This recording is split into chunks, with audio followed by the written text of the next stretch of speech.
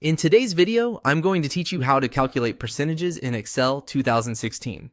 If you're working with values, discounts, commissions, tax amounts, or any kind of percentage-based calculation, Excel makes the process very quick once you know the formula structure. In this example, we'll calculate a percentage amount inside a total column using a simple formula. To begin, go to your worksheet and click inside the cell under the total column where you want the result to appear. This is the cell where Excel will display the calculated amount. Once that cell is selected, type an equal sign. In Excel, every formula starts with an equal sign, so this tells the program that you're about to perform a calculation rather than enter plain text. Next, click on the value you want to compute. This is the original number you want to find a percentage of.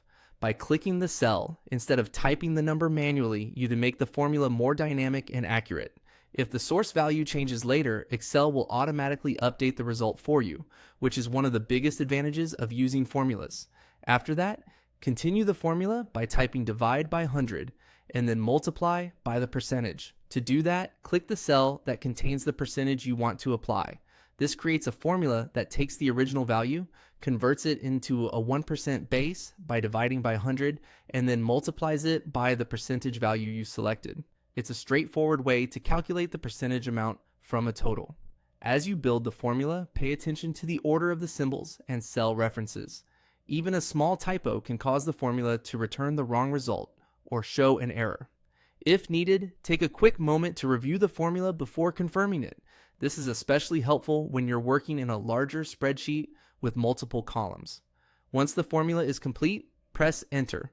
Excel will immediately calculate the result and show it in the total well, and that's it. You've successfully calculated a percentage in Excel 2016. A helpful tip is to reuse the same formula for other rows if your table follows the same structure.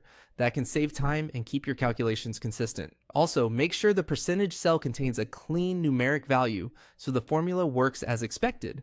That's the full process for calculating percentages in Excel 2016 using a formula directly in